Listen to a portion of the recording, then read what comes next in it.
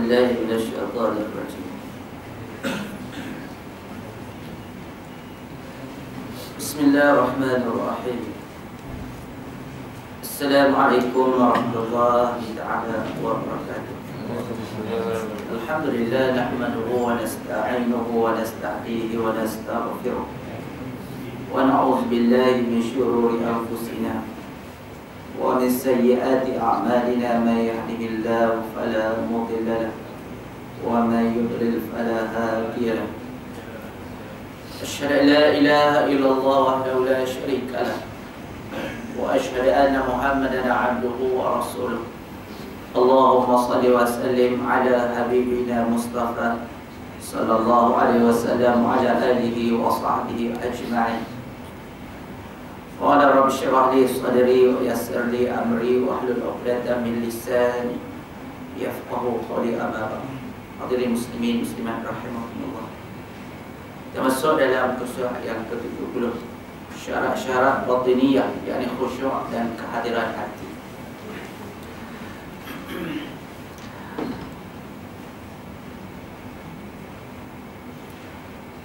Rasulullah sallallahu alaihi wasallam bersabda, "Man lam tantahu salatuhu 'anil fahsya'i wal munkar, lam yazdad min Allah illa bu'da."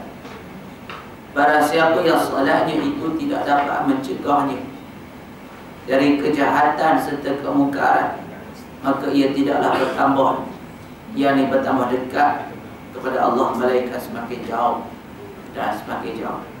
Diriwayatkan oleh Tabrani. Tapi hadis ini didhaifkan ya oleh Albani dan juga kita hadis yang muktabar pada hari ini.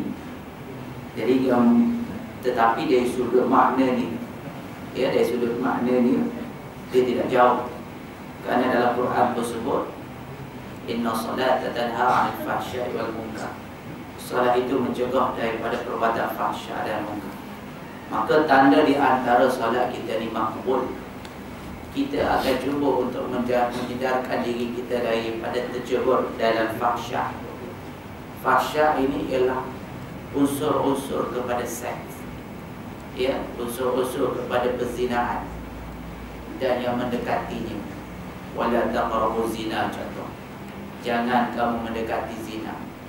Ya, hari ini kadang-kadang pakai tudung pun, pakai jubah pun, ia boleh mendekati zina. Kita tengok hari ini tudung yang melekat pada badan. Tudung apa ya? Siap, apa ada nama dia? Ya, ikram kan? Ikram. Itu ya, yang melekat pada badan. Jadi dia akan menampakkan susu tutup badan, ya, susu badan kita. Begitu juga jubah yang melekat. Jubah ni kalau dia melekat lagi lah, ya, sebab betul-betul dia akan memperlihatkan dia punya bentuk badan. Jadi imam kita ni bukan buat sangat pun, kan? Kadang-kadang nampak je biasa. Jadi maknanya dia boleh mendatangkan fahsyah. Akan gincu Allah bila keluar rumah ni, Masya Allah, dengan eyeshadownya, dengan pipi merahnya, kan, dengan bedaknya, dengan perhiasannya. Itu adalah mendekati zina. Ya, orang yang solat dia takkan buat macam tu. Ya, ni sampai-sampai kadang-kadang memakai wangian-wangian yang begitu semerbak saja, semerbak. Dia lalu tu orang tahu dah. Ya, ni kat leha dah ni, kan? Bong ori macam. Tak ada kat leha kan, ni nama saja, tak ada kena guna hidup dan mati, kan?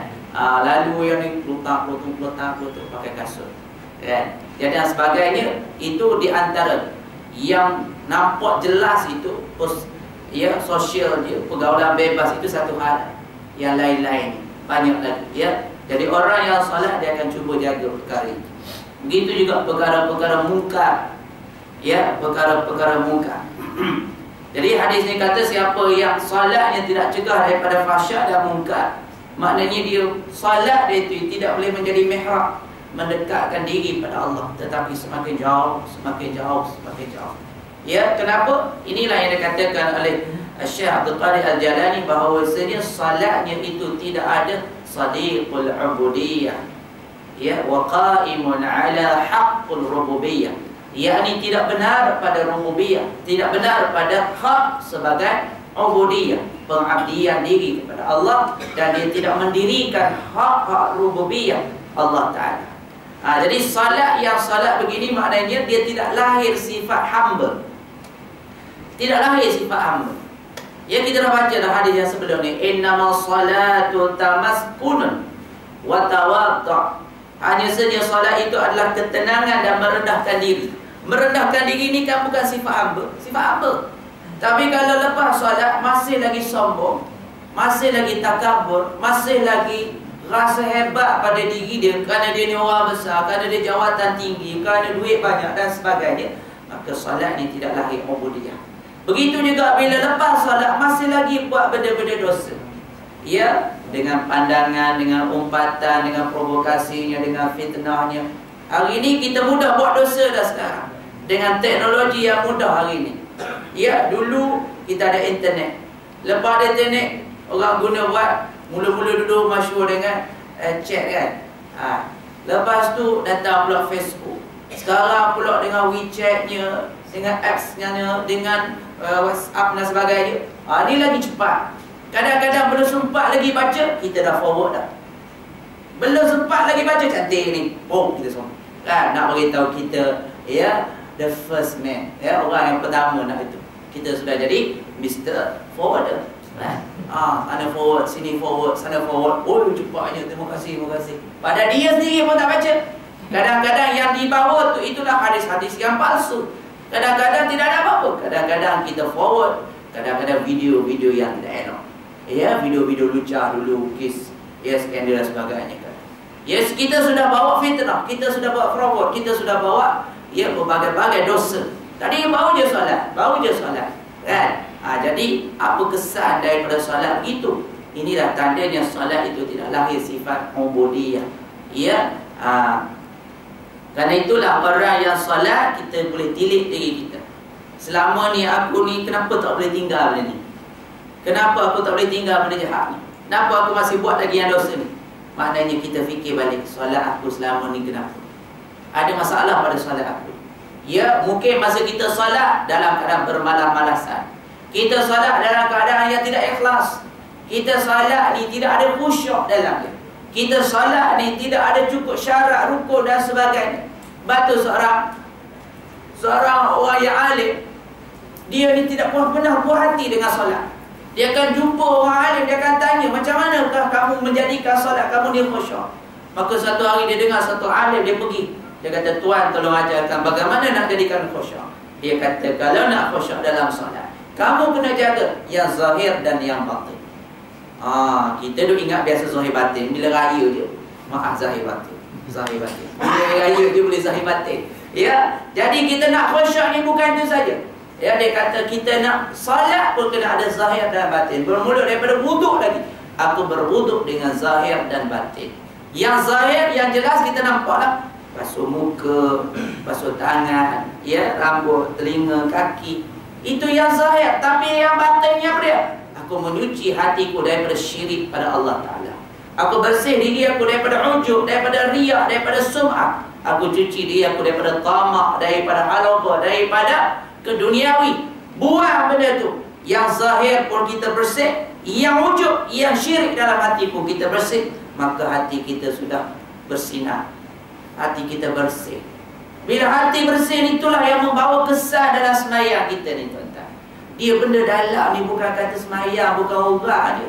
Kadang-kadang kenderaan kita ni, tuan-tuan, tengok body cantik, bersinar, baru, tapi kalau enjin tak jaga, kan? Enjin tak jaga, minyak hitam tak tukar, ya, bateri pun dah tak berapa nak kalah, kan? Bermasalah enjin dia.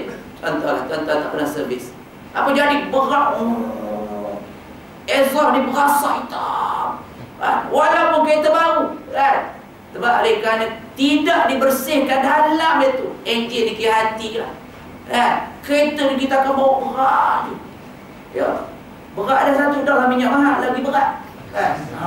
Tu jadi macam tu, kan? Maknanya kalau lah kereta pun perlu dibersih hatinya, manusia lagi-lagilah Sebab tu kalau kereta kita bersih dalam, walaupun bodinya nampak lama, tapi ya Allah, cantik ya. Kalaulah kereta pun bagus perjalanan manusianya, kalau hatinya bersih, hidup dia pun akan licin. Ia akan kuat, akan sehat, akan bertenaga. Lebih-lebih lagi dalam kerohanian dan keakhiratan. Ya. Sudah jelaslah bahawa salatnya seseorang, ya, yang lengah dan lalai itu tidak mungkin dapat mencegah dirinya daripada kejahatan dan kemungkaran. Memang tuan-tuan, salat yang lengah maknanya salat yang lalai. Ya. Lalai ini ialah kerana kita ini tidak, maksud lalai di situ ialah ihmal. Kita menangguh-nangguhkan, kita mencuai-cuaikan. Kita tidak meletakkan ia sebagai autoriti yang utama dalam hidup kita. Sedangkan salat ataupun ibadah itu adalah autoriti nombor satu. Yang budul, kamu ditugaskan datang atas muka bumi ini, antara yang paling utama ialah jadi ibadah, buat ibadah. Tapi tiba-tiba kita pergi lencur pada benda lain, jadi ibadah kita tolak ke belakang. Jadi kita ihmal. Sebab itulah kalau kita tengok dalam kitab hikayat disebut, wal ma'siyatun wa ghaflatun, ya, wal ma'siyatun wa syahwatun wa ghaflatun ar-ridha 'anil nafsi. Maksiat, hawa nafsu dan juga kelalaian itu puncanya dari apa? Ar-ridha 'anil nafsi. Dia redha terhadap nafsu. Dia ikut kata nafsu. Ya, layan nafsu. Nafsu ni di atas, dia jadi hamba pada nafsu. Dia jadi hamba pada nafsu. Sebab itulah tuan-tuan, kita kata la ilaha illallah, tiada Tuhan melainkan Allah. Apa makna Tuhan?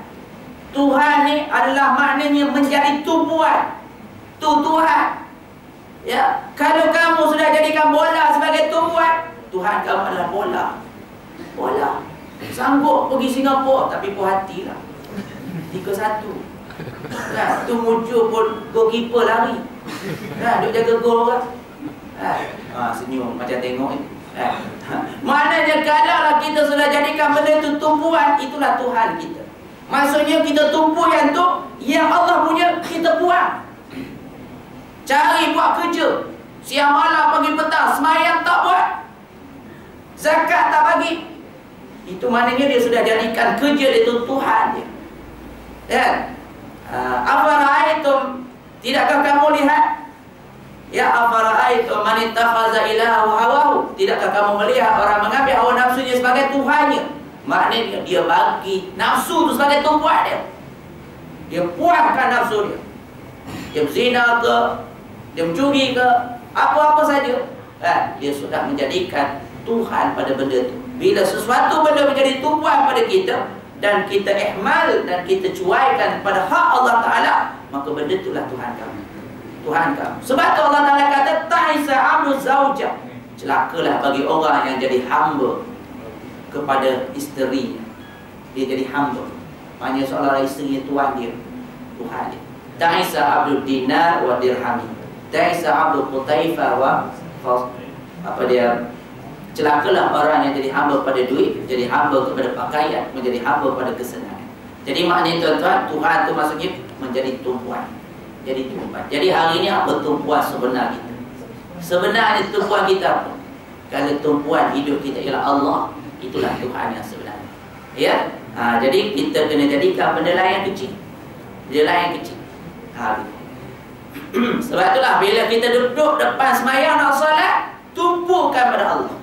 Yang lain letak di belakang. Letak di belakang. Tumpukan. Sebab kalau kita masih duduk dalam solat tapi hati kita cuat, pergi jalan sana jalan sini, ya, maka kita akan ghafilallah. Kita akan jadi hati yang lalai dan cuai. Dan cuai dan lalai adalah solat Allah tidak terima. Bahkan dia diazab. Ya, fawailul lil musallin alladziina hum fi salatihim sahun. Lakalah bagi orang yang salat, yang mana salatnya dalam keadaan lalai.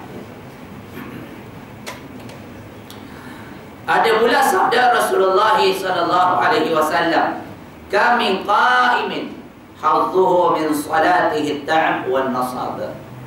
Banyak sekali orang yang mendirikan solat tetapi tidak ada bahagian yang diperolehi daripada solatnya itu melainkan lelah dan payah semata-mata. Solat kemai lagi sampai lecur baju-baju, sampai basah rambut-rambut ni, ambil semayang kan? Nak semayang tu ya Allah susahnya. Tapi dalam keadaan Allah Ta'ala campur balik amalan kita, tak ada guna. Betullah kita ni jangan jadikan amalan kita ni rugi. Ya, Ibnul Qayyim Al-Jauziyah kata ramai manusia ni buat pembaziran. Antaranya pembaziran dalam amalan. Pembaziran dalam amalan. Ya, macam mana pembaziran dalam amalan? Amalannya banyak, tapi Allah Ta'ala tolong. Allah Ta'ala tidak balas dengan pahala dan sebagainya. Ya, kenapa? Kerana tidak cukup syarat. Kadang-kadang kerana riak, kadang-kadang kerana ungkit, kadang-kadang kerana hasad, kadang-kadang kerana mumpat, kadang-kadang kerana takabur. Semua amalan-amalan yang kita buat selama ni hancur. Ya, hancur. Jadi inilah kesan dia. Ramai orang yang solat, ya, tak ke mana-mana solat dia, tak dapat memberi kebaikan pada diri dia. Sedangkan ibadah ni tuan-tuan, dia akan boleh memberi syafaat pada kita. Ya, ibadah ni dia akan boleh memberi syafaat kepada kita. Sebenarnya kalau kita buat ibadah betul-betul sungguh-sungguh, ya, lama-lama ibadah, mungkin peringkat awal kita akan rasa berat, kita akan rasa susah. Kita buat dengan penuh kesedaran hati, dia akan lahir sifat taat. Sifat taat, tuan-tuan. Dan taat ni dia lahir daripada mana? Lahir daripada cinta pada Allah. Karena itulah cinta pada Allah menjadi suatu kefarduan. Fardu. Ya, jangan kata fardu, wajib. Sebab kalau kita tidak cinta pada Allah, macam mana kita nak taat pada Allah? Ya, taat ini kesan daripada cinta pada Allah. Ya, tingginya cinta dia, maka kuatlah taat dia. Begitu. Ya, bila kita sudah melazimi ketaatan kepada Allah, maka lahirlah sifat manisnya, sifat lazatnya, ya, sifat gairahnya dalam kita melakukan amal ibadah kepada Allah Ta'ala. Bila benda dan perasaan itu sudah masuk dalam hati kita, maka amalan yang berat selama ini kita akan rasa ringan. Dulu kalau nak baca selai dua lai Quran rasa macam lama, rasa macam, ya, rasa macam jemulah, rasa macam rimas lah. Tapi hari ni 2 juzuk satu hari pun rasa seronok.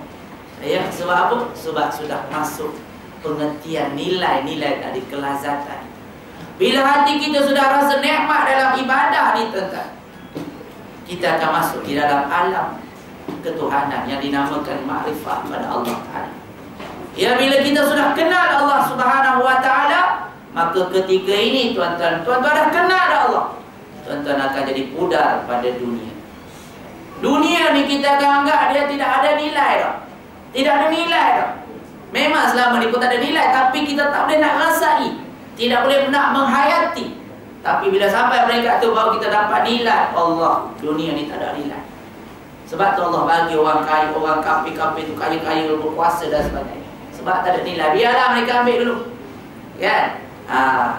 Bila sudah tidak ada nilai pada dunia dalam hati kita, dunia sudah tidak ada nilai dan tidak ada kesan. Sebab orang yang ada kesan pada dunia ni bahaya.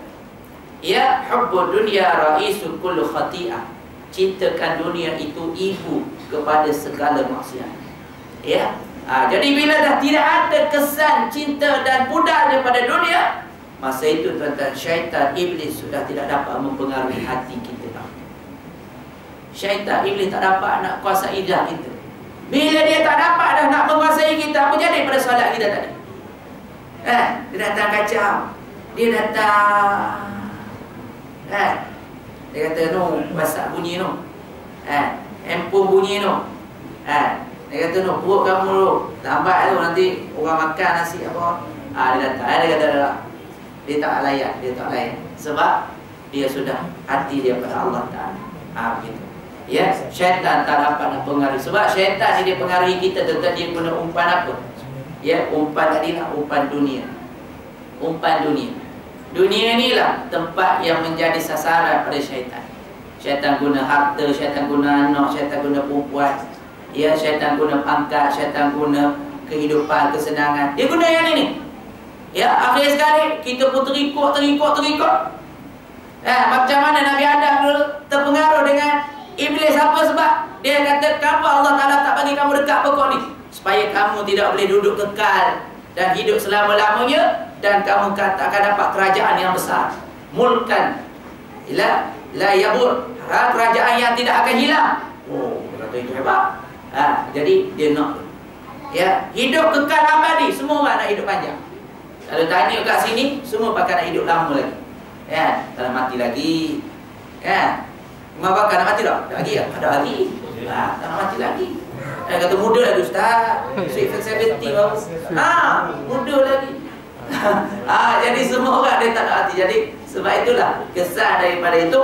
Maka bila dah sampai peringkat kita dah kenal Allah tadi, syaitan sudah tak dapat pengaruhi kita, barulah masa itu kita akan dapat melihat dalam amal ibadah kita tak pandang pada balasan Tuhan. Kita hanya buat kerana Allah semata-mata.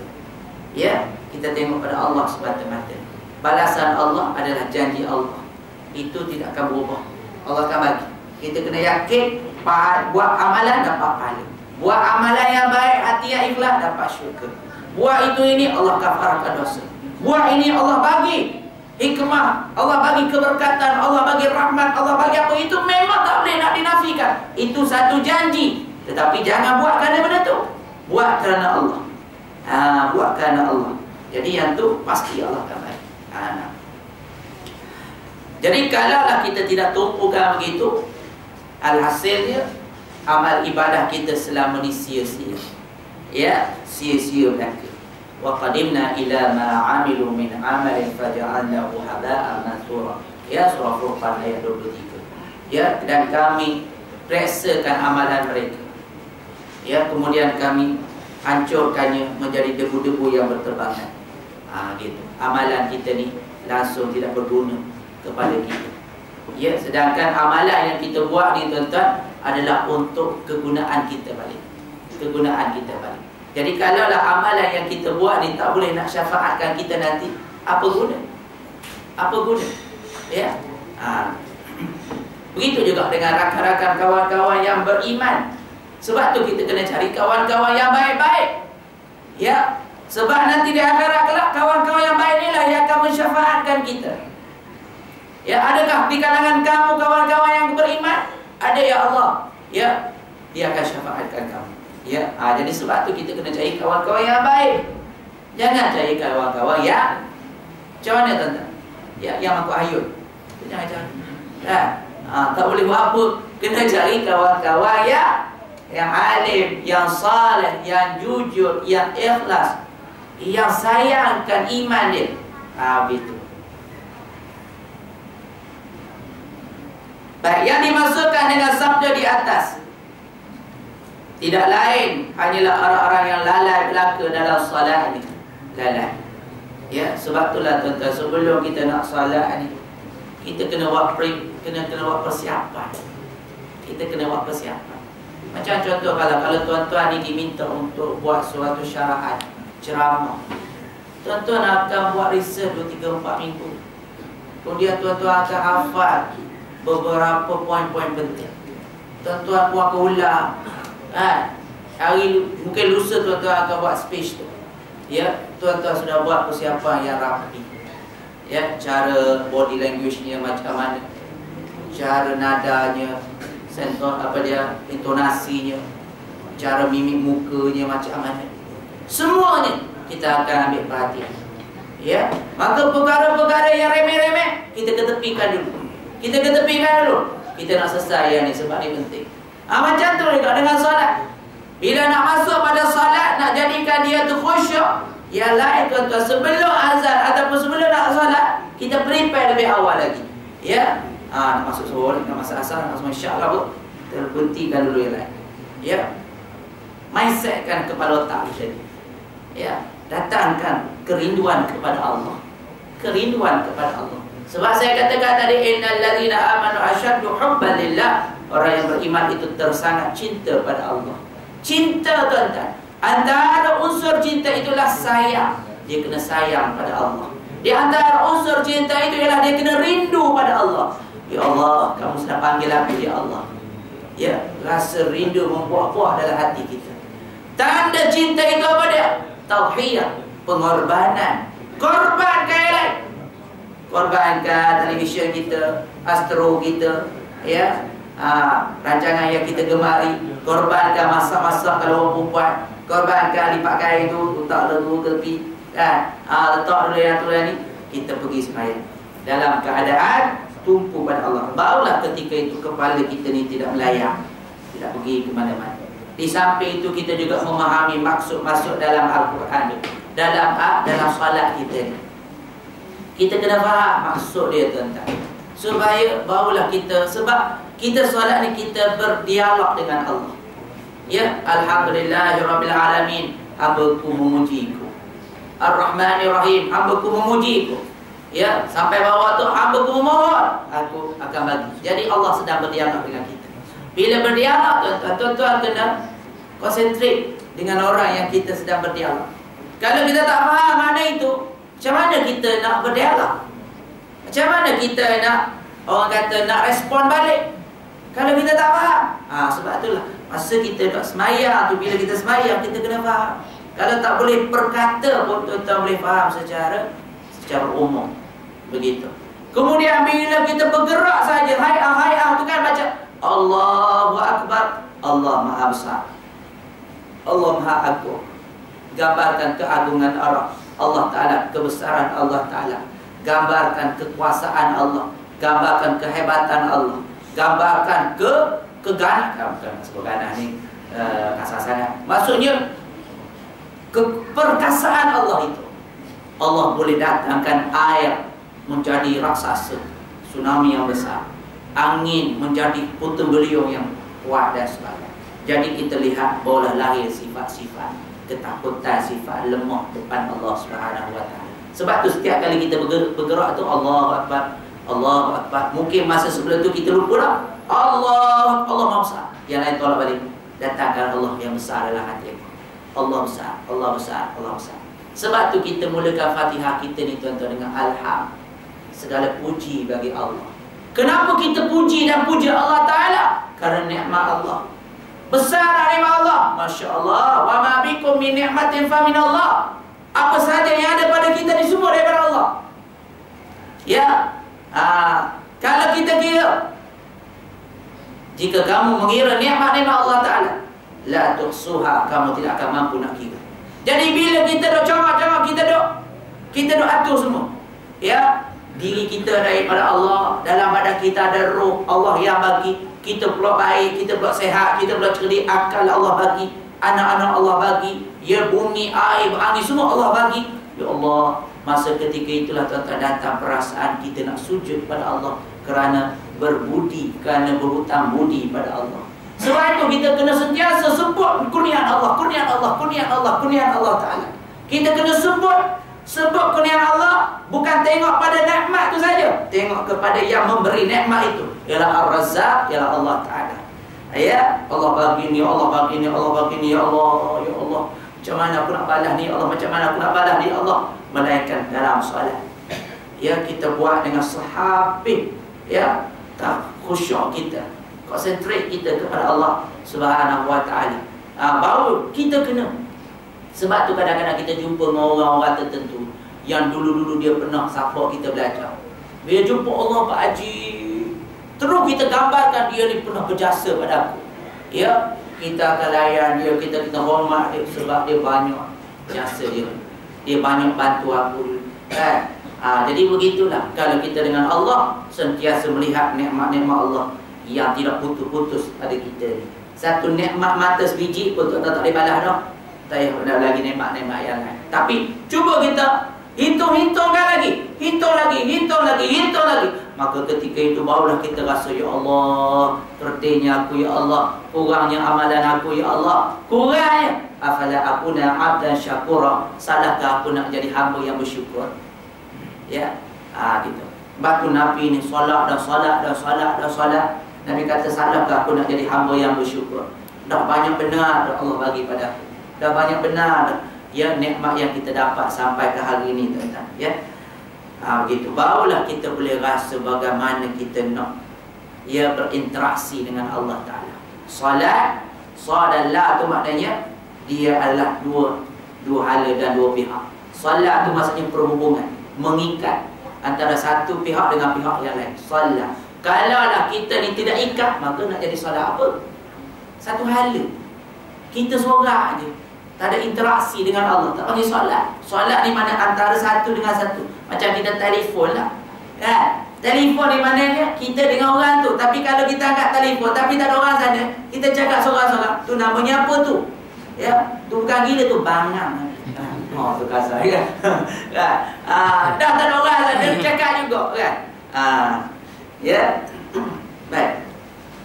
Juga beliau sallallahu alaihi wasallam bersabda, laisa lil 'abdi min salatihi, ya, laisa lil 'abdi min salatihi illa ma 'aqala minha. Tidak ada yang diberi pahala untuk seorang hamba dalam salatnya itu melainkan mana-mana yang disadari oleh akalnya. Ya. Pahala yang kita nampak ni, tuan-tuan, dia kena diikat dengan akal kita. Apa makna diikat dengan akal? Maknanya setiap perlakuan, setiap fi'il perangai kita, perkataan kita, lafaz kita, cetusan hati kita, lintasan dan sebagainya, dia kena dengan akal. Maknanya apa? Dengan kesedaran. Ya, maksud kesedaran dengan kesengajaan. Kita kena buat dengan sengaja. Kan nawaitu adaan tu, nawaitu sengaja aku solat, sengaja aku puasa, sengaja, kena ada buat dengan sengaja. Sengaja ni maknanya kita mengetahui, kita buat dengan akal kita. Kita buat dengan kesedaran dan kita buat dengan kefahaman. Jangan buat dengan ikut-ikutan. Ramai kalangan kita ikut orang berzikir, subhanallah, subhanallah, lepas ikutlah, subhanallah, subhanallah, subhanallah. Untuk iman cukup 33, dia tak cukup. Nampak? Ada ikut ya. Jadi jangan kita buat dengan ikut-ikutan, tapi kita buat dengan kesedaran. Ya. Sebab kalau buat dengan keikutan, dia tidak akan dapat mengubah diri kita. Ya. Kalau kita buat dengan kesedaran, dia akan mengubah. Sebab tu kita tengok orang-orang yang masuk Islam, mereka lebih cepat untuk memahami Islam. Berbeza dengan orang yang dia adalah datang daripada keluarga Islam. Sebab apa? Sebab mereka masuk Islam dengan kesedaran. Dia kenal Allah dengan ilmu, maka dia nak berusaha lagi. Dalam masa 2-3 tahun dia dapat menguasai dengan cepat. Orang-orang yang dah Islam, dia rasa tak apa aku dah Islam dah, tak belajar pun tak apa. Ya, tengok-tengok tak tahu apa lagi. Kan? Tanya Islam, apa makna Islam? Islam tak tahu. Kan? Makna Islam pun tak tahu. Nak uraian yang lain lagi panjang, lagi lah susah. Yang tu saja pun kita tak boleh nak uraian. Ya, jadi mereka menguasai. Mereka menguasai sebab mereka masuk dalam Islam dengan pilihan. Pilihan. Sebab tu kita masuk dalam Islam jangan dengan kebetulan, tapi masuklah Islam dengan pilihan. Kalau yang keturunan ni dia kebetulan, kebetulan mak bapak dia Islam, aku pun Islam lah. Ya.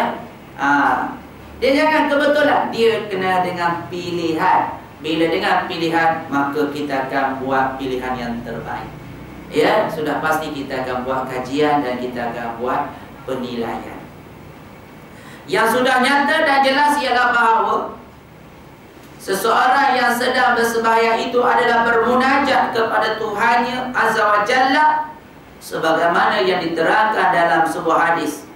Ayat kita ni sedang bermunajat. Sebab tu masa kita baca doa pun, bacalah dengan kefahaman, barulah kita terasa Rabbi ghafirli, ya Allah ampunlah dosaku ya Allah. Rabbi ghafirli warhamni, rahmatiku ya Allah, sayangkan aku ya Allah. Kalau kamu tak sayang aku, macam mana aku nak cinta padamu? Yuhibbuhum wa yuhibbunahu. Allah cinta kepada mereka, mereka cinta kepada Allah. Kita boleh cinta pada Allah disebabkan Allah yang mendatangkan cinta itu dalam hati kita. Ya, kita boleh merahmati orang lain kerana Allah merahmati kita. Warhamni wajburni ya Allah, ya penuhilah segala hajatku ya Allah. Ataupun makna yang lain, ya Allah tutuplah segala aibku ya Allah. Wajibni warafa'ni, Allah angkatlah derajatku ya Allah. Ya, angkat kedudukanku ya Allah. Warafa'ni warzuqni ya Allah, berilah peluang padaku ya Allah. Berilah rezeki padaku ya Allah. Berilah kesempatan padaku ya Allah. Ya rezeki, ya rezeki yang lebih utama ialah keimanan, bukan rezeki duit. Ya, duit ni sebenarnya tuan-tuan, yang kita duk cari duit ni bukan duit yang kita nak sebenarnya. Kita nak di sebalik daripada duit itu ialah kebahagiaan. Ya, kita cari duit banyak-banyak ni, kita tanya orang tu sebab apa dia cari duit. Ya, sebab dia nak beli ni, dia nak beli itu, dia nak dapatkan ini. Ya, dia nak dapatkan orang biar panggil dia ni begini-begini. Dia dapatkan benda tu kenapa? Kerana bila orang kita dapat ini, dia akan rasa tenang, dia akan rasa puas, dia bahagia. Sebenarnya dia nak bahagia saja. Tapi berapa ramai orang cari duit, dia tak dapat capai benda tu. Dia tak bahagia. Tak bahagia, dia cari dan dia cari dan dia cari, dia tak jumpa. Sebab memang nak jumpa macam mana kamu cari bukan tempat dia. Ya, jadi kebahagiaan itu bukan ada pada duit. Wah, kamu duk cari duit kerana kamu nak bahagia. Kamu nak perempuan ni kerana kamu nak bahagia. Kamu cari kereta gini kerana kamu nak bahagia. Kamu nak cari pangkat begini, keduduk macam jadi pendidikan kamu macam ni kerana kamu nak bahagia. Ya, sebenarnya kebahagiaan itu tidak bergantung kepada benda-benda. Ya, kebahagiaan itu bergantung pada Allah Ta'ala. Allah yang datang. Ya, jadi sebab itulah dalam kita Islam ni, kebahagiaan itu dia datang daripada ketenangan. Ketenangan itu dia datang bila kita berinteraksi dengan Allah. Ya, kita sentiasa berzikir dengan Allah Ta'ala. Ala bizikrillah tatma'innul qulub. Ingat, dengan mengingat Allah, hati jadi tenang. Tenang. Ya, bila hati tenang ni tuan-tuan, kita tak perlu pada harta, kita tak perlu kepada siapa-siapa. Cukup dengan Allah. Hasbunallah wa ni'mal wakil. Cukuplah Allah sebagai penolongku, sebagai penolong. Ya. Kita tentu mengerti bahawa berbicara dalam keadaan lalai bukanlah munajat namanya. Bukan munajat namanya. Tuan-tuan bercakap dengan seseorang yang dihormati, seorang pemimpin. Dia bercakap dengan tuan-tuan, tapi tuan-tuan ni buat main-main. Paling sana, ya, tuan cakap tadi. Dia pun cakap, ya, sebulan sekali lagi tak apa dengar tadi. 3 kali tuan-tuan macam tu, kenalah penambat awak. Kan? Jadi sebab apa? Sebab tak ambil perhatian. Kalau orang pun tak boleh nak tahan, kalau orang pun benci dan marah kita buat begitu, lagi-lagi kita buat depan Allah Ta'ala. Ya, tuan-tuan nak pergi jumpa raja punya Allah dengan pakaian seragamnya, ya, dengan protokolnya yang dihafal tu, nak sebut tu. Ya, ampun tuanku beribu-ribu ampun. Kan? Tu dia. Kan? Batik. Saya tak pandai, tak ada jumpa lagi. Kan? Tuan-tuan yang ada datuk tu jumpa lah kan. Benci ke sangatnya kan. Jadi siap hafal, siap apa semua ni tu. Kan? Tertib tu, duduk depan tu, handphone tutup, tak main WhatsApp beraja tu. Tutup, tak dah jatuh semua depan. Ni. Tapi bila semayang, handphone tak tutup. Fiwik. Ya Allah. Tu semayang, depan sultan bukan main lagi tutup. Itu berkelip pun tidak. Kan? Hormat ke sultan. Kan? Depan Tuhan, ya Allah, handphone tutup kat depan. Depan kalau kau mau dia lah. Kan? Dia letak kat depan. Kan? Semayang, nampak nyala api. Kan? Masuk dah tu. Jadi kita ni tidak, itu dia kata kita ni tidak ada makrifat. Tidak ada makrifat. Semalam saya buat kursus untuk remaja-remaja, kursus pemotoran. Bagaimana nak naik motosikal. Dia sebelum tu dia buat praktikal lah. Dia ajar budak-budak, kita kena kenal motor ni dari segi zahir dan makrifat. Ada makrifat juga naik motor. Ada ilmu makrifat hakikat juga motor ni. Jadi kalau motor pun kena makrifat juga, lagi-lagi lah tak semayang. Ya, kena ilmu makrifat juga. pengenalan, ilmu pengenalan. Kita kena kenal Allah Ta'ala. Barulah kita akan rasa zuhud, kita akan rasa kerdil, kita akan rasa berharganya bila boleh duduk dalam solat. Tidak ada tempat, tidak ada kedudukan yang paling terbaik ialah mereka dalam solat. Ya, kalau kita tahu apakah permintaan orang dalam kubur itu, tak ada lain dia nak solat, dia nak zikir. Sebab itulah yang paling utama atas dunia sebenarnya. Tapi dulu dia atas dunia, dia tak cari benda tu. Dia cari duit, dia cari kehidupan, dia lupa benda ni. Bila dia masuk dalam kubur, tak ada lain yang dia nak, yang ni yang dia nak. Ya, kalau Allah bagi kesempatan, aku nak balik atas dunia, aku nak beramal dah. Narja' na'mal salihan, kami akan beramal salihan dengan amalan yang salih, termasuklah solat, bersedekah. Laula akhartani ila ajalin qarib fa asaddaqa wa aqum minas salihin. Kalaulah Allah Ta'ala tangguhkan tempoh, nescaya aku akan bangun untuk pergi sedekah. Mudah-mudahan aku jadi orang-orang yang salih. Dia nak jadi orang baik, dia nak jadi orang salih, dia nak beramal salih, kalaulah diberi kesempatan. Tapi masa Allah bagi dia kesempatan, dia tak ambil benda tu. Dia tak ambil benda tu. Ya. Jadi ni, ya, zamanul qarib, masa yang terdekat ni, maksudnya zaman sebelum kita mati. Carilah sebelum zamanul ba'id, zaman yang jauh, iaitu setelah kita mati. Masa ketika itu menyesallah, menangislah, tangisan darah sekalipun, kita tak akan apa-apa. Tak ada apa. Tak boleh nak return, tak boleh nak kembali dah. Ya. Jadi dia kata, bukanlah munajat namanya kalau kita ni dalam keadaan lalai. Perhatikanlah, andai kata ada seseorang yang bersumpah dan berkata, aku sungguh akan berterima kasih pada si anu itu dan hendak ku puji kerana jasanya, dan akan ku mintai pula sesuatu keperluan yang kuperlukan. Kemudian di waktu itu ia tertidur nyenyak. Tiba-tiba ia mengigau dan mengucapkan seperti kata-kata yang telah direncanakan itu. Tentu saja tidak dianggaplah ucapan itu.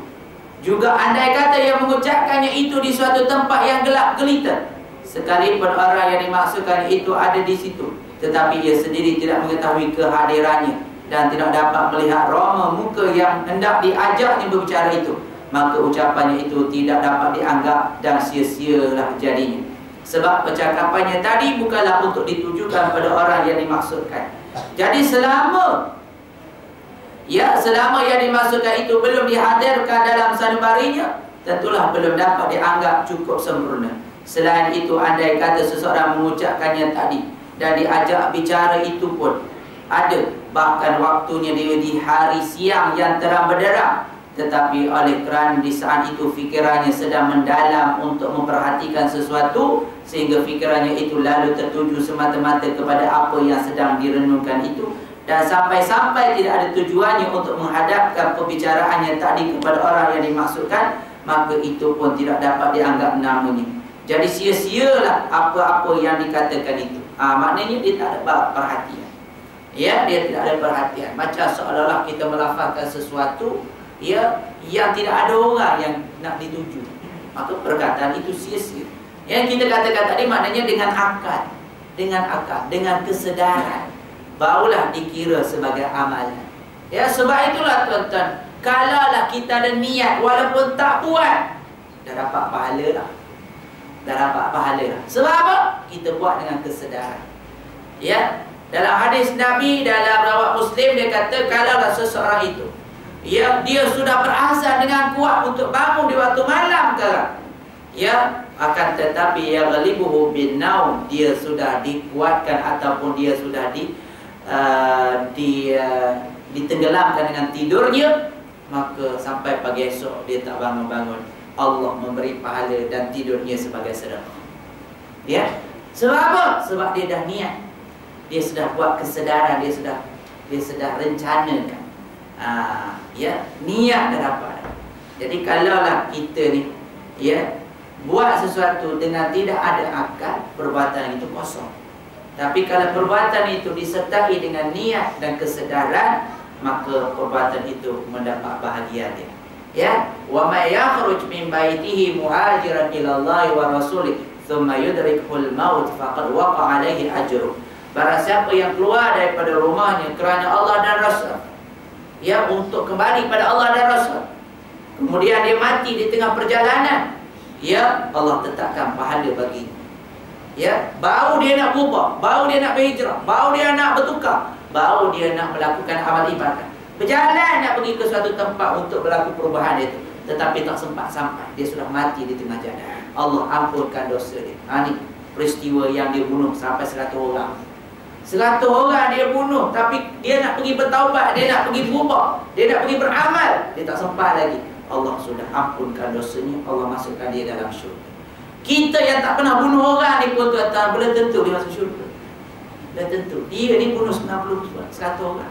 Oh, jadi Ustaz, kita kena bunuh 100 dulu saya boleh masuk syurga. Bukan maknanya. Ya, maknanya kita buat dengan penuh, dan kemudian kita lakukan dengan penuh keikhlasan pada Allah Ta'ala. Betul-betul. Ya. Rasanya sudah tidak disangsikan lagi bahawa tujuan daripada segenap bacaan salat serta zikir-zikirnya itu ialah untuk memanjatkan pujian-pujian, perendahan diri dan doa. Ya, sebab tu kalau kita kata salat ini maksudnya doa. Ya, salat ini adalah permintaan. Salat ni keseluruhan ni. Sebab tu tengok dalam surah Kahfi ni, bila pemuda-pemuda dia berhadap dengan seorang raja, raja kata kamu kena sujud pada aku. Ya, dia jawab balik, adakah perlu aku berdoa kepada kamu? Kenapa dia balas dengan perkataan doa? Tadi dia suruh sujud, dia jawab dengan doa. Sebab masuk daripada solat ni tuan-tuan, antaranya ialah permintaan. Seluruh amalan kita cuba tengok orang-orang kafir sekalipun, yang animisme, yang menyembah batu, pokok, apa yang dia sembah. Kenapa dia sembah pokok tu? Kenapa dia sembah laut ke? Kalau dia duduk di gurun, dia sembah gurun. Kalau dia duduk di lautan, dia sembah lautan. Kalau dia duduk di gunung ganang, dia sembah gunung ganang. Ya, kalau dia duduk dalam hutan, dia sembah binatang dan sebagainya, busuk dan kenapa dia sembah ni? Sebab dia ada permintaan dia. Antara permintaannya dia nak selamat, antara permintaannya supaya rezekinya bertambah, antaranya ialah supaya anak beranak dia dalam keadaan yang terjamin. Ya, maknanya penyembahan dia itu tidak ada lain adalah permintaan. Ya, jadi begitulah manusia menyembah Allah. Tidak ada lain melainkan kita nak supaya memohon perlindungan daripada Allah. Ya, sebab itu setiap perkataan kita baca, kita boleh mulakan dengan a'udzubillahi minasyaitanirrajim. Aku berlindung dengan Allah, ya, daripada syaitan yang direjam. Apa makna perlindungan di sini tuan-tuan? Untuk menunjukkan pada i'azah, permohonan kita, perlindungan kita kepada Allah, untuk menandakan yang kita ni tidak ada apa-apa. Ya Allah, aku ni lemah. Ya Allah, aku tidak berkuasa. Ya Allah, aku tak mampu nak buat apa-apa. La haula wala quwata illa billah. Tidak ada haula, tidak ada quwwah, tidak ada daya, tidak ada kekuatan, melainkan daripada kekuatanmu saja ya Allah. Ya, barulah aku dapat untuk survive dalam sembahyangku ni. Begitu tuan-tuan. Kita tak ada kekuasaan nak lawan syaitan dan hasutan dia ni. Datang kiri kanan belakang depan atas bawah ni, dia datang. Melainkan kita minta perlindungan dengan Allah. Sebab tu kita baca a'udzubillahi minasyaitanirrajim. Ya, bila kita nak mulakan bacaan, wa idza quri'al Qur'an fasta'idz billah. Bila kamu ingin membaca Quran, maka mintalah perlindungan dengan Allah Subhanahu wa ta'ala. Ya. Jadi kerana itulah dia kata kita berdoa, kita puji Allah. Sebab tu solat ini adalah permohonan. Jadi bila kita sembahyang nanti, ingat permohonan. Kita mulakan dengan doa iftitah, doa permohonan juga. Kita baca Al-Fatihah. Fatihah itu pun adalah doa juga. Ihdinas siratal mustaqim. Ya Allah, tunjukkanlah aku jalan yang lurus ya Allah. Masukkan dalam hati aku, lurus apa ni? Biar hatiku lurus, biar percakapan aku ni lurus. Kadang-kadang cakap dengan orang ni lurus, balik rumah cakap dengan seorang isteri lengkang-lengkung. Abang datang mana ni? Pakai baju cantik-cantik ni. Mak, mana butang aku mak? Abang nak pergi mana ni? Ada kawan aku Ramli nak kahwin. Abang, ada nama kawan apa Ramli ke? Ada kat office tu. Kamu tak tahu. Kamu apa pandai? Main makjum je. Main butang aku mana mak? Dia tak betul. Dia kena betul kan? Perkataannya betul. Ya, duit yang masuk dalam poketnya tu betul. Langkah dia tu betul. Ya, ni abang gimana ni sembang-sembang ni? Ya, pergi pejabat lah. Ya ke pejabat lah. Kok jadi baik. Yang tu jadi biar betul. Ya, kita dah baca doa dah. Biar betul semua. Ya, akal kita betul, iman kita betul, pemikiran kita betul, hati kita betul. Biar betul. Pandang orang ni, biar pandang dengan pandangan yang baik. Ya, biar betul. Contohlah tuan-tuan, kita kadang-kadang bila ada masalah, kadang-kadang mindset kita salah. Orang yang bermasalah ialah orang yang fokus pada masalah. Tapi orang yang percaya, dia fokus pada resolution, penyelesaian. Dia fokus kepada penyelesaian.